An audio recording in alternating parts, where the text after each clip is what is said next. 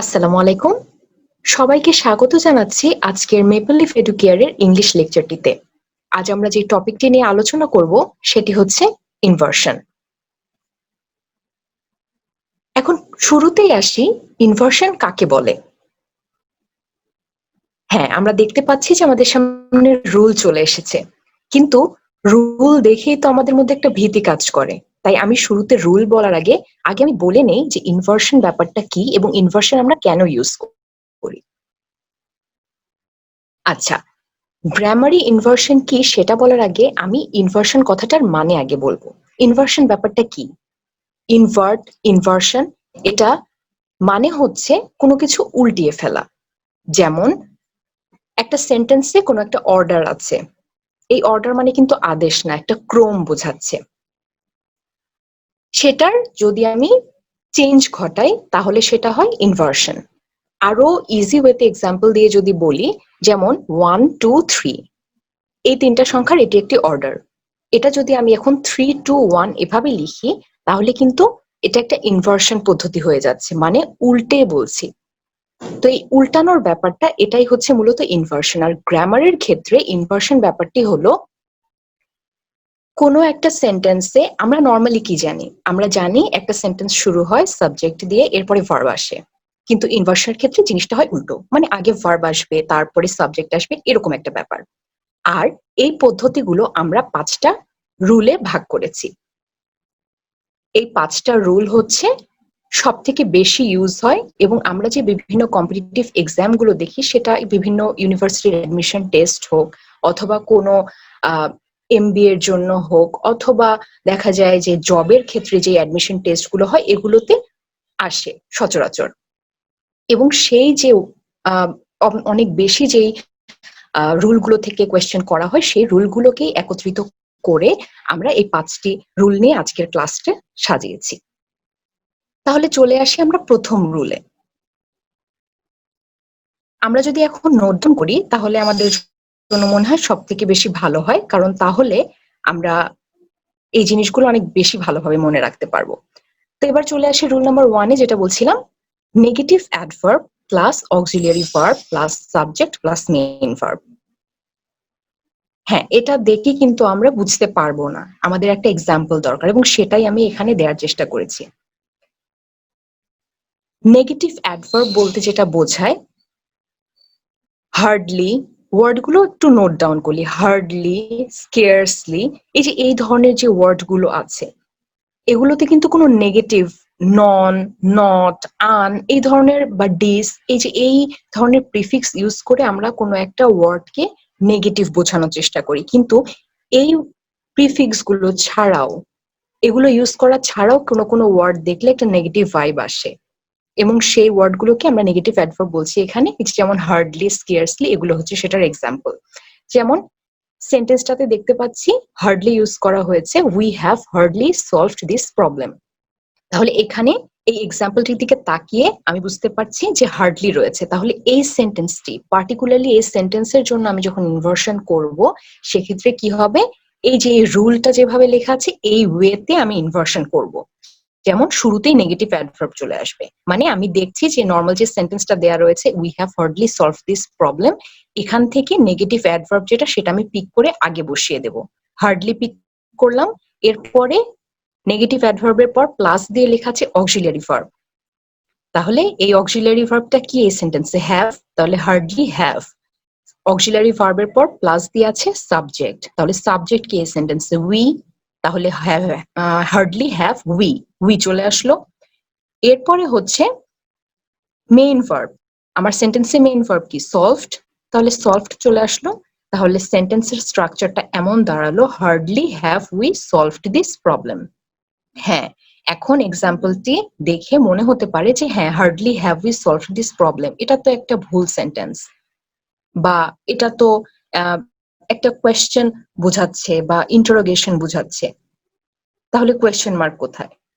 না, এটা একদম কারেক্ট একটা সেন্টেন্স, গ্রামাটিক্যালি একদম পারফেক্ট একটা সেন্টেন্স, এখানে কোনো কোয়েশ্চেন মার্কের কোনো প্রয়োজন নেই এবং এই স্ট্রাকচারটা ইনভার্সনের একদম কারেক্ট একটা স্ট্রাকচার। সো এটা দেখে ঘাবড়ে যাওয়ার কোনো প্রয়োজন নেই, জাস্ট আমরা রুলটা দেখব আর সেই অনুযায়ী সলভ করব, তাহলেই হয়ে যাবে। আমাদের এত টেনশন মাথায় নেওয়ার দরকার নেই যে এটা ঠিক আছে কি ঠিক নেই। এটা একদম কারেক্ট একটা সেন্টেন্স। এবার আমরা চলে যাই রুল নাম্বার 2 তে।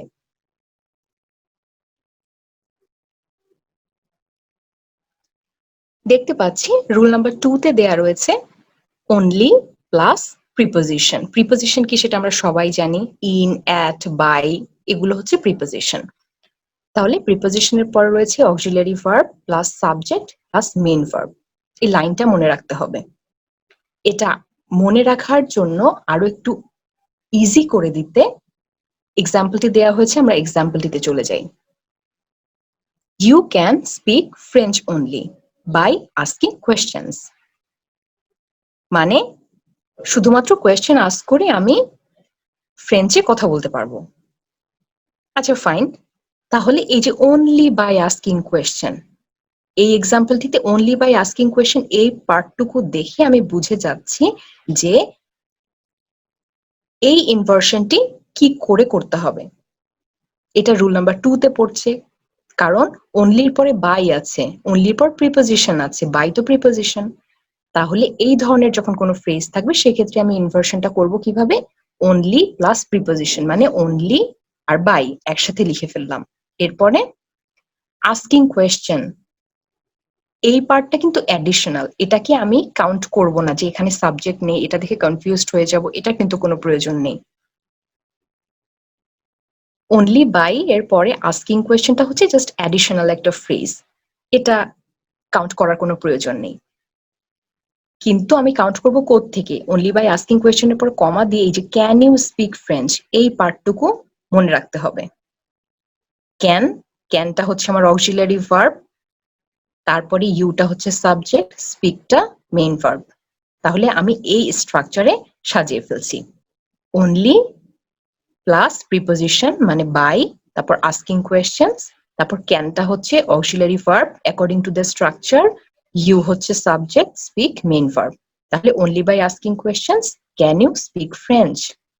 এখানেও ওই যে সেম কথা বলবো, ক্যান ইউ স্পিক ফ্রেঞ্চ, এটা তো শুনলেই মনে হবে যে হ্যাঁ এখানে একটা ইন্টারোগেশনের ব্যাপার রয়েছে, এখানে তো কোয়েশ্চেন মার্ক হওয়ার কথা, কিন্তু না, এখানে কোয়েশ্চেন মার্ক হবে না, ইনভার্সনে কোয়েশ্চেন মার্ক হয় না।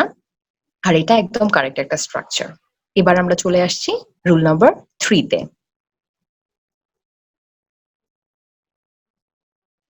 ওকে, রুল নাম্বার 3 হচ্ছে এটাও অনলি দিয়ে, কিন্তু মনে রাখতে হবে আগেরটা ছিল অনলি প্লাস প্রিপোজিশন মানে বাই, অ্যাট, ইন এসব বসতো, আর রুল 3 তে অনলি ইফ, শুধু ইফ।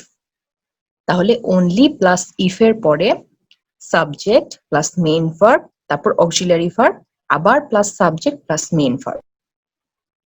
এটা একটু মনে রাখতে হবে। আরো ইজি ওয়েতে মনে রাখার জন্য এক্সাম্পল তো রয়েছে। You can learn English only if you ask questions.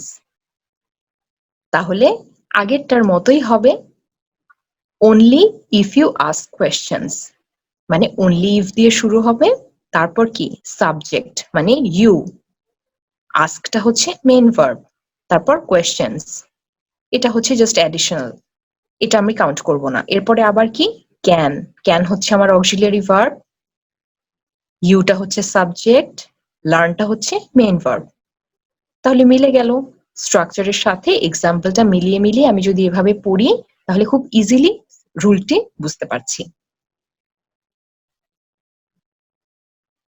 তাহলে কি দাঁড়াচ্ছে, only if you ask questions can you learn English. এরপরে চলে যাচ্ছি পরবর্তী রুলে।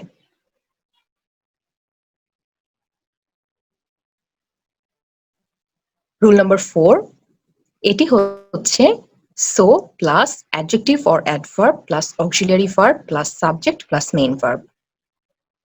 এটাও খুব ইজিলি বোঝার জন্য আমরা এক্সাম্পলটা দেখে নিই। The painting is so beautiful.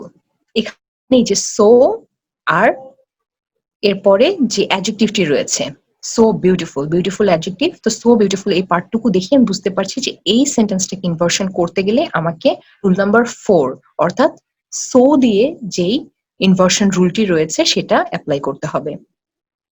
তাহলে এটার যদি আমি ইনভার্সন করতে চাই তাহলে কিভাবে ইউজ করব, সো প্লাস অ্যাডজেক্টিভ অ্যাডভার্ব মানে সো বিউটিফুল হবে। তারপর অক্সিলিয়ারি ভার্ব ইজ, তারপর সাবজেক্ট মানে দ্য পেইন্টিং। এখানে মেইন ভার্বের আর কোনো প্রয়োজন নেই, কারণ এটা একটা সিম্পল ছোট একটি সেন্টেন্স। আর যদি এখানে আরো এক্সটেনশন থাকতো, আরো বড় একটা সেন্টেন্স থাকতো, সেক্ষেত্রে আমি ওই হিসেবে মেইন ভার্ব ইউজ করতাম এরপরে। কিন্তু যেহেতু এই সেন্টেন্সে সেটা ডিমান্ড করছে না, তাই আমি এই পর্যন্তই রাখবো। তাহলে কি দাঁড়াচ্ছে? So beautiful is the painting. Okay, এবার আমরা চলে যাচ্ছি পরবর্তী রুলে, রুল নাম্বার 5, এন্ড এটা আমাদের লাস্ট রুল। রুল নাম্বার 5 হচ্ছে adverb of place plus main verb plus subject. এক্সাম্পলটি দেখে নিই। The tree stands in front of our residence, মানে আমাদের যে আবাসস্থানটা রয়েছে সেটার সামনে একটি ট্রি দাঁড়িয়ে আছে, একটি গাছ রয়েছে। তাহলে কি ইন ফ্রন্ট অফ এই ফ্রেজটুকু দিয়ে আমি বুঝতে পারছি যে এটা অ্যাডভার্ব অফ প্লেস। তো অ্যাডভার্ব অফ প্লেস যখন ইন্ডিকেট করছে, তখন আমি এই সেন্টেন্সটি দেখে বুঝে ফেললাম যেটা রুল নাম্বার 5, অ্যাডভার্ব অফ প্লেসের যেই ইনভার্সন রুলটা আছে সেটা দিয়ে অ্যাপ্লাই করতে হবে। তাহলে শুরুতেই আমি অ্যাডভার্ব অফ প্লেসটা সামনে নিয়ে আসবো, অর্থাৎ in front of our residence, এই পুরো অ্যাডভার্বিয়াল ফ্রেজটা আমি সামনে নিয়ে আসবো। তারপর কি করব? মেইন ভার্ব দিব, অর্থাৎ স্ট্যান্ডস হচ্ছে আমার মেইন ভার্ব, স্ট্যান্ডস রাখবো। এরপরে সাবজেক্ট, সাবজেক্ট হচ্ছে দ্য ট্রি, দ্য ট্রি নিয়ে আসলাম।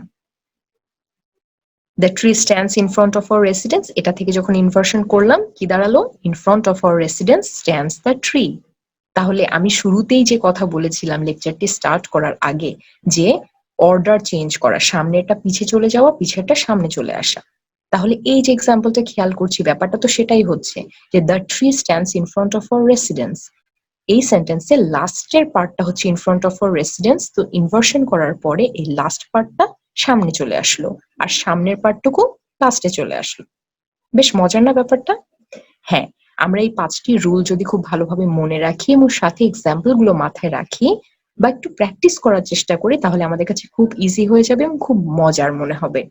জাস্ট আমাদের যে জিনিসটা মনে রাখতে হবে, শুধু এই 5টি রুল মাথায় রাখবো, আর কিচ্ছু না। আশা করি তোমাদের সবার কাছে এই জিনিসটা ক্লিয়ার হয়ে গেছে। That's all for today. Thank you so much for watching our video.